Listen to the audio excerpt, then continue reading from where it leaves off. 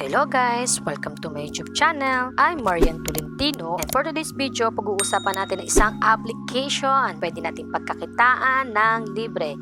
Yes guys, libreng-libre lang po ito at wala tayong ilalabas na pera. Okay? Kung gusto nyo malaman ang application na ito, just keep on watching.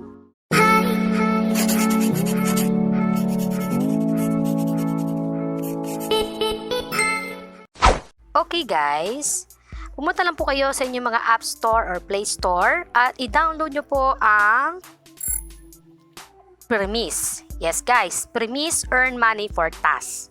Okay?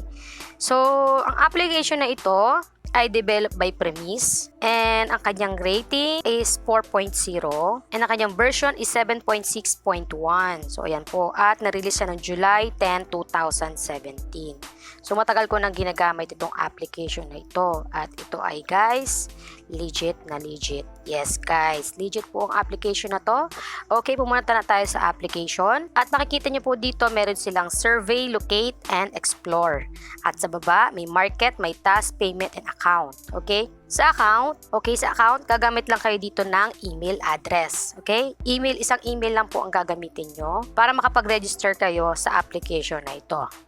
So okay guys, ipapaliwanag ko lang po sa inyo, ang application na ito ay isang survey task. Ibig sabihin, magsasagot lang tayo ng mga question na ibibigay nila.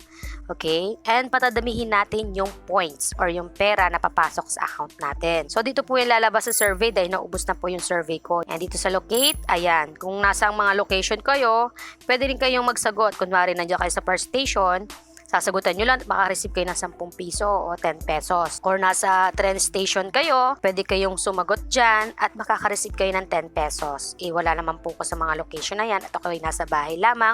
So now, balik na tayo. At itong explore po, so itong explore wala yan. Okay, punta tayo dito sa, click na itong complete. Iyan po yung mga complete na mga nasagutan ko na survey. So madami po yan. Yan. Ayan, napakadami po yan. Okay? Yan po ang task na binigay sa akin. And dito sa payment na tayo. Yan guys. Sa payment nila, meron po silang cash out. Yan. Tingnan natin yung cash out nila. Ang cash out nila is, ang minimum is 250 pesos. Pag sa 250 pesos na po kayo, pwede na pong makuha sa top up.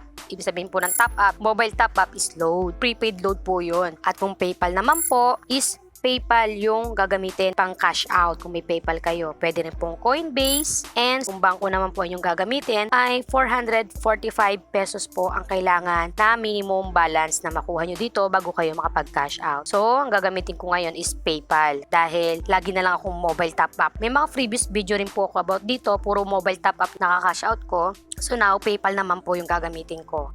Okay? So, dahil na-hit ko na yung 250 pesos, ay pwede na tayong mag-cash out. Okay? So, ayan guys, nakita nyo yung mga cash out ko. Sobrang dami na po. Ayan, nakapag-cash out na ako before December 30, February 27, April 21, June 10, and August 18. So, legit na legit to guys. Kaya po, at i-click nyo lang po sa aking description para po magkaroon kayo ng Premise na application. Okay guys? So, mag-cash out na po tayo. I-click na natin tong cash out. Wait lang. Pakikita ko lang sa inyo ang aking PayPal.